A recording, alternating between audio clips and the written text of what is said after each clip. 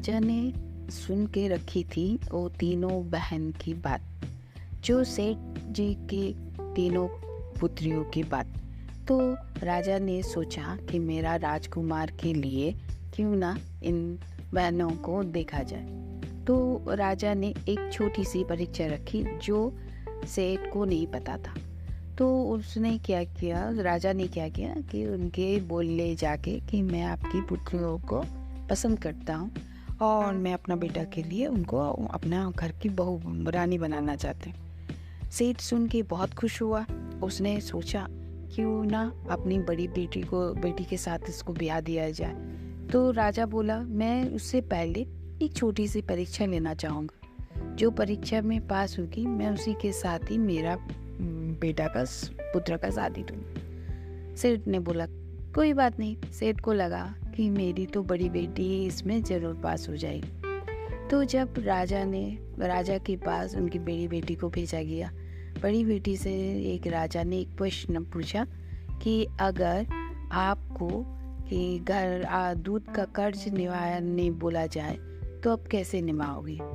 तो बड़ी बेटी ने बोला कि मैं एक गाय भैंसी खरीद के उसको दान में दे दूंगा, इससे मेरी दूध की कर्ज चुकता हो जाएगी। इससे राजा उनका प्रश्न से उत्तर से उतना संतुष्ट नहीं हुए।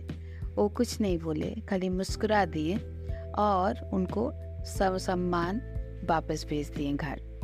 फिर जब वो सेठ का बेटी वापस आ गई, बड़ी बेटी, तो उन्होंने उनकी दूसरी बेटी को भेजा। दूसरी बेटी जब गई, दूसरी बेटी से जब पूछा गया तो दूसरी बेटी से भी यही प्रश्न पूछा गया कि आप दूध का कर्ज कैसे चुकाओगे और देश अपना राज्य का भी कर्ज कैसे चुकाओगे। इससे जो उनकी दूसरी बेटी थी वो सेठ की, वो बोली कि मैं दूध का कर्ज तो मैं सबसे खरीद के और उसको दान में दे दूंगी, या मैं गाय की भैंस खरीद के दान में दे दूंगी, जिससे क्या होगा कि मेरा दूध का कर्ज उतर जाएगा। और मैं देश का कर्ज मैं कैसे उतार सकती हूँ, देश का कर्ज के बारे में वो कोई भी सटीक उत्तर नहीं दे पाए। इससे राजा सोच में पड़ गए और सोचने लगे कि मैं कैसे मेरा राजकुमार के लिए ऐसे लड़की को चुन सकता हूँ जो मेरी इस राज्य की रानी बनेगी आगे चल के। तो उसने उसको भी अपना भेज दिया वापस। इससे उनका छोटी बेटी को सेठ उसका छोटी बेटी को प्यार तो नहीं करते थे, वो ऐसे ही भेज दिए कि इसके साथ तो राजकुमार का शादी होगा ही नहीं बोल के उसको भेज दिया। तब राजा ने उसको बहुत आवागत करके लाए और फिर उससे पूछा, वही कुछ प्रश्न पूछा कि अगर आपको देश का कर्ज और दूध का कर्ज आप कैसे निभाओगे, उसके लिए आप क्या मूल्य चुकाओगे। तो छोटी लड़की बोली कि दूध की कर्ज का तो मूल्य मैं किसी भी तरह चुका नहीं पाऊंगी, क्योंकि वो मेरी माँ ने मुझे बचपन से पिला के बड़ा किया है और उसका कर्ज मैं कभी नहीं चुका पाऊंगी। और देश का कर्ज भी मैं कभी नहीं चुका पाऊंगी, क्योंकि मेरे पिताश्री ने हमें बहुत लाड़ प्यार से बड़ा किए हैं और उनकी छत्र छाया में हम बहुत सुकून के ज़िंदगी जीते थे। इसीलिए हम देश का भी कर्ज कभी नहीं चुका पाएंगे और माता की वजह से हम दूध की कर्ज भी नहीं चुका पाएंगे। ये सुन के राजा बहुत खुश हुआ।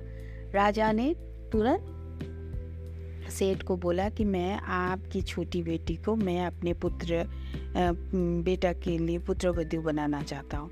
इसे सुन के सेठ उतने खुश नहीं हुए, क्योंकि उसे प्यार ही नहीं करते थे।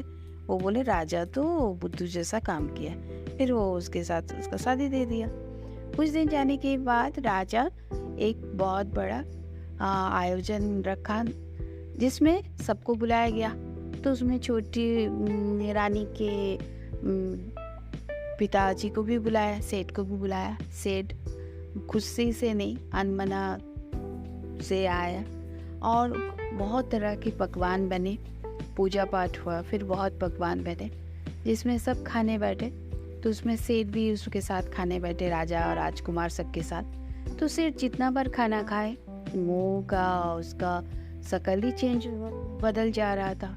तो राजा बोला, क्या हुआ सेठ जी, आपको खाना पसंद नहीं आई? बोला, ये ऐसा खाना खाने के लिए आप मुझे बुलाए थे? तो उन्होंने बोला, क्यों, ये खाना तो आपकी पुत्री ने बनाई और वो बहुत अच्छा खाना बनाती है और उसका खाना को आज तक कोई भी नहीं बोल सकता कि अच्छा नहीं बनाते। तो राजा ने सेठ ने बोला, नहीं, इतना इससे ज़्यादा खराब खाना तो कोई नहीं बनाता। तो राजा लोग तो सब बहुत तारीफ करके खा रहा था। फिर जब उसको पुत्री को बुलाया गया तो छोटी बेटी आके बोली, पिताजी क्या हुआ?